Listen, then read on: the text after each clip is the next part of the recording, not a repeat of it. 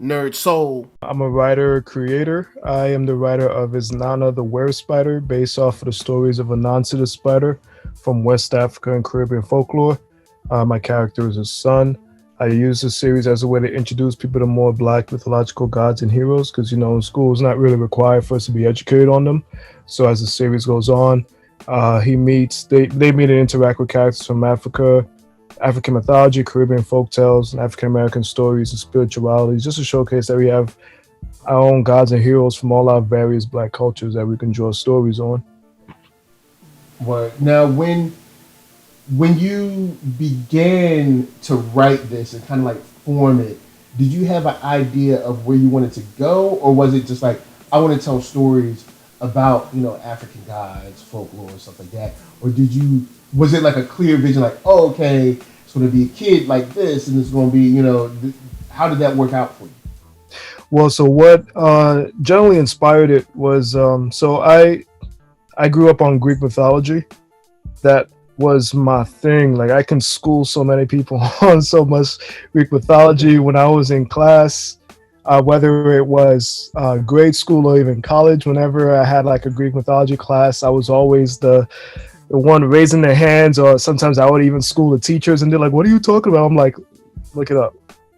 So, but it wasn't until high school I found a book that one of my art teachers had on just mythology from all over the world, and I was curious. I was like, "Yo, what Black gods are out there?" Because I didn't really know any, except for like Anansi that we would find out from PBS or something like that.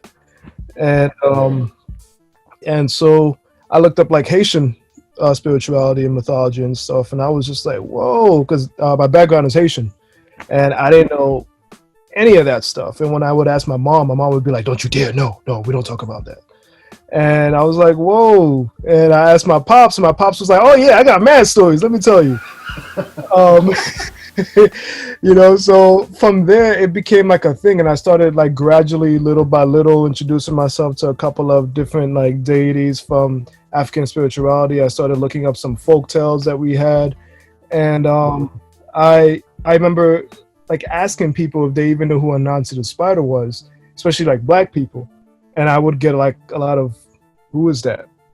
And I was just like, okay, I can understand not knowing a lot of our Black gods and heroes and deities, but Anansi, you don't know Anansi? So that became pretty much the inspiration for creating Is Nana, because in a sense I was like, yo, our stories are dying if like even us Black folks don't even know who our gods and our stories are. And so I wanted Is Nana to represent like the next generation, him being the son of Anansi the spider, as like a character who's going to be introducing people to more of these different figures and deities, while he's also learning to be his own person at the same time, so sort of like keeping tradition, but hopefully modernizing it and continuing on, where we come from, where our stories come from, and how they can reflect who we are today as Black folk. Word up, word up. And I definitely agree with you. Like in American culture, there's always been a suppression of any type of tie to any history before arriving here. And I remember even in season 1 and definitely season 2 of American Gods, a lot of people were like, "Oh, who's this guy named Anansi? Yo, homie is on fire." And like even I knew that there were different gods, different African gods, but I was never like really exposed to them. And then due to kind of like the climate and the culture that we're in, I was never really pushed to like go seek it out either. So things like this I think are cool in a way to kind of like gradually and casually just bring it in, like the way you talk about the plane, and I guess I'll get into the book later, but just the way you talk about like different things that Is Nana is going through in this book, and at least in the copy that I got, in the book that I have, where it's more of just a gradual and casual telling of like the life he lives, which I think is really, really cool. And it gives the reader a chance to be like, oh, okay, cool. So this isn't like something that's some distant concept. Like I'm able to like have a good time watching this or reading this, and then also like I'm getting like little tidbits here and there that kind of invite me to research further. So I thought that was fun. Now, since I guess we've talked about a little bit of the book, you're also launching something. You're launching something today. If you could please let the people know what you're launching. Yeah, so I actually just launched like about 2 hours ago. But it's the next Kickstarter for It's Not the Word Spider. I've done three previously already for Isnana, and this is the fourth one. And for this one, it's a one shot that's following Isnana, where he meets a group of breakdancers. I was inspired originally by a couple of different things. I had students because I'm a teaching artist. I teach for various art programs, and a couple of years ago, I had these great, amazing students who were breakdancers, and that was their thing, and I was always just so wowed and amazed by their talent. And I have a huge love for showtime dancers, the usually the youth that dances on the trains and here in New York City. Every time I see them, I'm always making sure I put some couple of dollars in. And I wanted to use this book as sort of like a tribute to them, because a lot of it is traditionally it's like black urban culture in a sense, and so that still goes into what I wanted to do with Isnana, while still keeping in line with who he is and the fact that it is a coming of age story. And I felt the previous stories I didn't really get to hone so much on the coming of age aspect, and the fact that he's actually still a kid, doing all these crazy things that he's involved in. And so I wanted him to have some time where he can just be a kid, and he can meet, some urban kids in the city, and hopefully, just learn a little bit about himself, and also get people to understand who some of these kids are. Word up, word up. And the thing that I like here is you really see his progression throughout, sort of throughout the book, where he's definitely a fish out of water, like he says.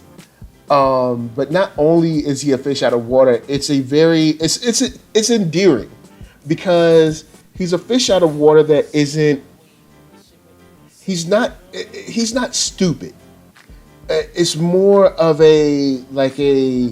just like an eye-opening journey, on a couple days in the city. And I think that's pretty cool, where it isn't a situation where he's goofy or clueless, but it's genuine. The way he relates to the three kids that he meets on his journey, and even how he deals with kind of like their culture, and kind of like stepping into the everyday culture of city life there. So I thought that was like endearing, where he was sort of like standoffish but ready to learn, and sweet, what I'm saying, like a sweet kid. He's generally a good kid. I mean, unless he got to send you back to the other plane, then then he's not that sweet. But I do like the fact that you were able to like kind of capture that childlike, inquisitive nature, while not making him like dumb. And also the dance moves, guys. When you check out the book, check out the art. The dance moves, the way you throw in like just like the gestures, and kind of like the positions and the poses, it has a very hip hop vibe to it, which is really cool. And then incorporating like the music notes and stuff, I thought that was a lot of fun.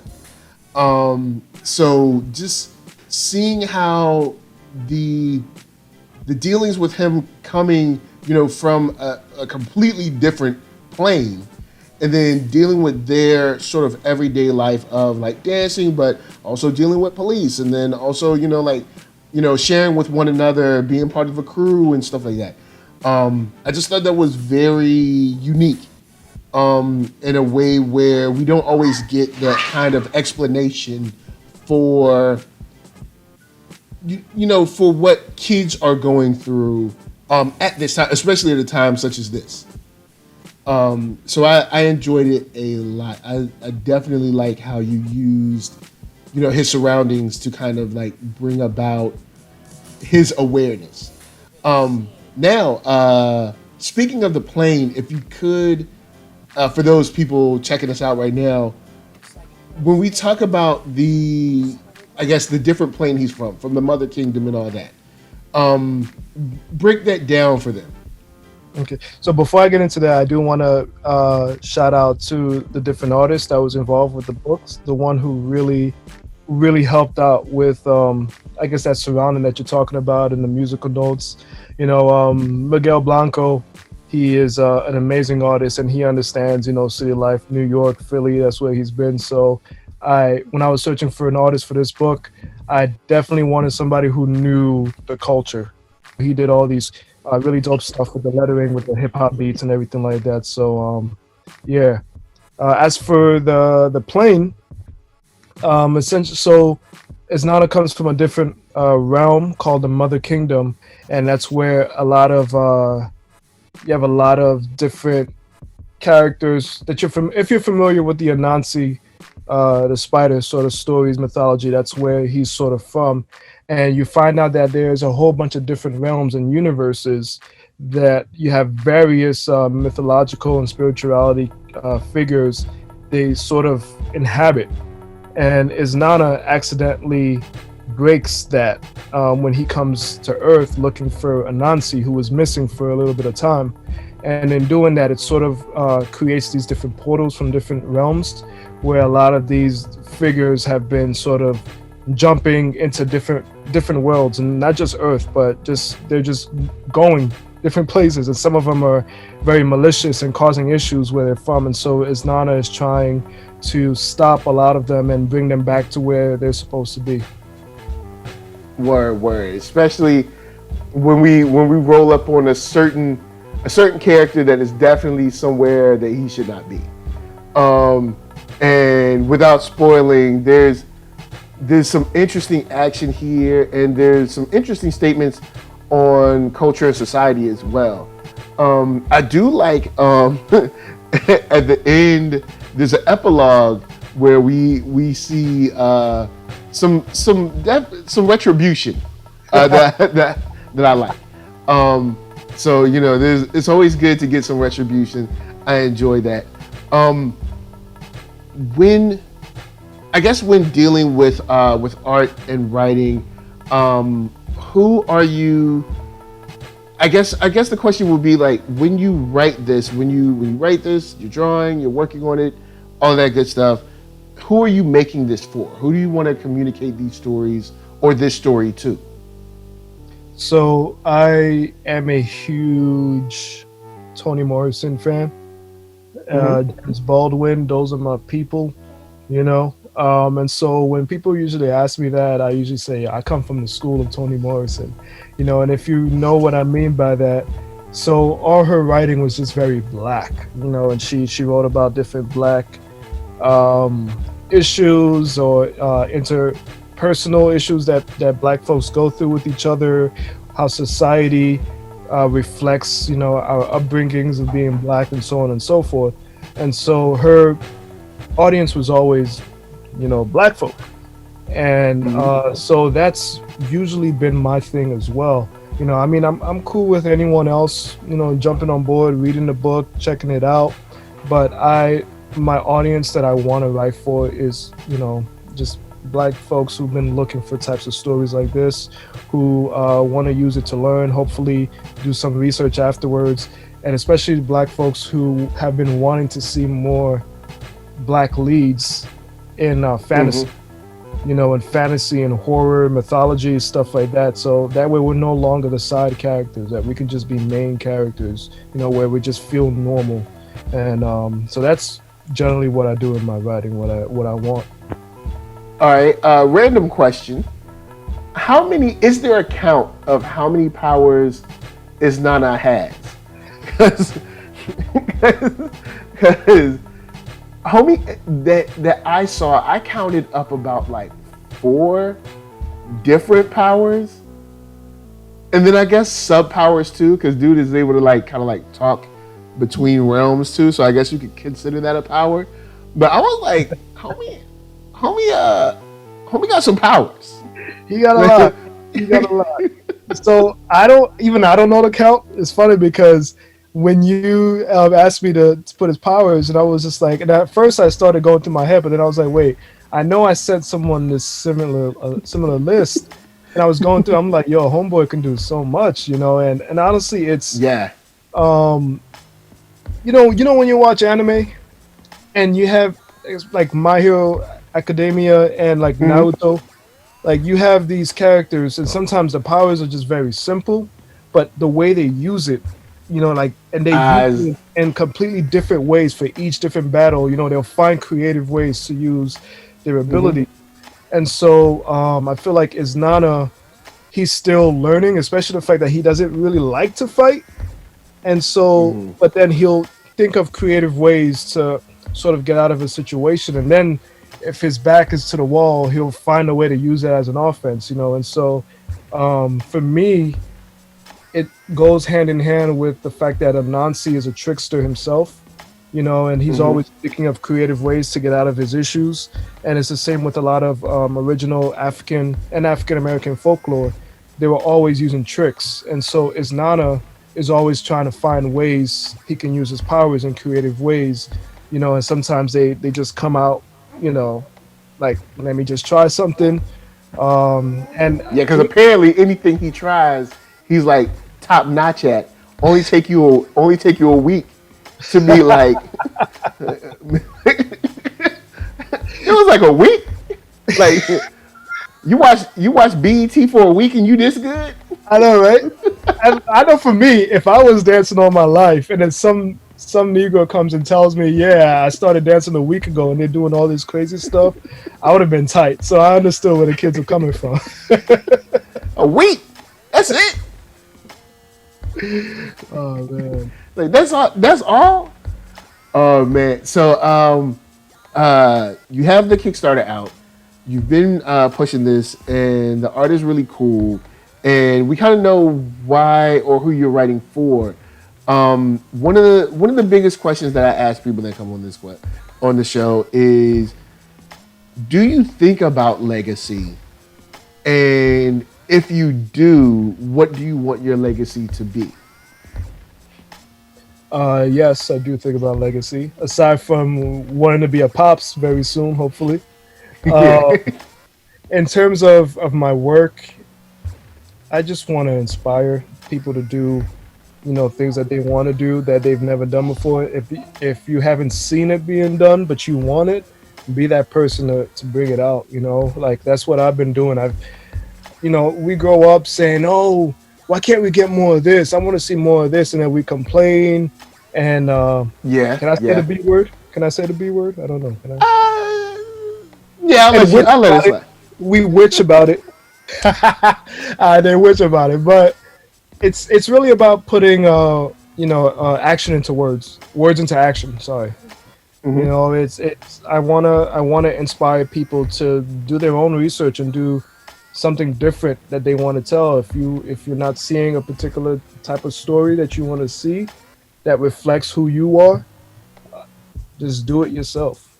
Word. And I feel you on that, because before I started NERDSoul, I remember complaining heavily about like different content on YouTube. Just remember complaining heavily, and I was just like, you know what? I can't complain no more. Like it's time to make something.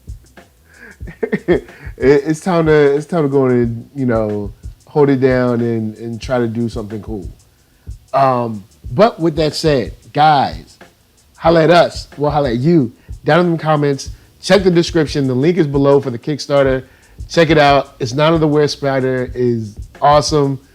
I definitely like the way you deal with webs or webbing in this, because I know it seems weird, but it seems like there's a weight to it that I like.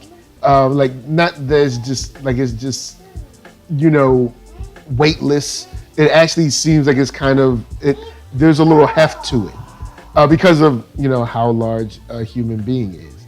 Or I mean, I guess, would he be considered a human? I don't know if he'd be considered. But anyway, I don't know if he'd be considered human. But with that said, it's a lot of fun to read. Very interesting character. And the fact that we're incorporating African gods, folklore, and stuff like that, you know, outside of you know, all throughout the diaspora, I think is really cool. I really enjoyed it. So, guys, like we said, the links below. Check it out. Cool art, cool writing, a character that's endearing. I really enjoyed it. Before we bounce, if you could, there's moments where music is playing for the dancers. Could you tell us what kind of music you think was playing? It's definitely hip hop. You know, definitely hip hop, a little bit of some dance. Hopefully, it's like a mix of like hip hop and techno. You know, that's what I had in mind when I was writing the scene, and then when I started seeing the art for the scene, it was sort of like, yeah, I'm starting to get that. You know, all right. Yeah, but honestly, like, go on YouTube and just look up Showtime dances on the train. You'll see, like, they dope. Yeah. Stuff look dangerous, but they don't. Like, I ain't doing it. But like, why don't you do a backflip in the middle of the train? I'm like, the train is not big enough for all this. Don't mess around, hurt yourself. And the train is moving too. Yes, and the train's moving. But yeah, definitely. Like, Showtime dances are dope. The artwork is killer on this, and a very cool, endearing character. So, guys, holla at us. We'll holla at you before we get out of here. Greg, tell them where they can find you. So they can find me at Greg A. Elysee, Elysee on Facebook. On IG, just type in GREGDAE. On Twitter, Greg ANDELYSEE.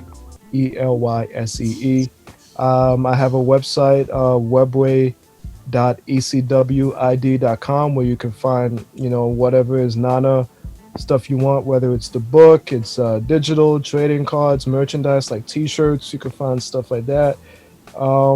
Yeah, and right now I'm running a Kickstarter, as we said earlier. Just type in "It's Not of the Were Spider" Showtime Kickstarter on Google. It should pop up. What up? And guys, of course, NERDSoul, Facebook, Instagram, Twitter, all in places. Hit the thumbs up if you like what you see. Hit the thumbs down. But if you don't like what you see, hit the thumbs down. Send It's Not after you. All right? You don't want that. Spiders are weird anyway. All right? They're already weird. They got a small body, a big butt. All right? 8 legs. It's weird. You don't want them crawling all over you. All right? I'm just saying. Even though recently, with recent, you know, activity, we could use some Anansi right now. But with that said, of course, podcasts if you want to listen instead of look, and Spotify for that music. Of course, until next time, this is us to you saying thanks for chilling with us, and peace. Yeah.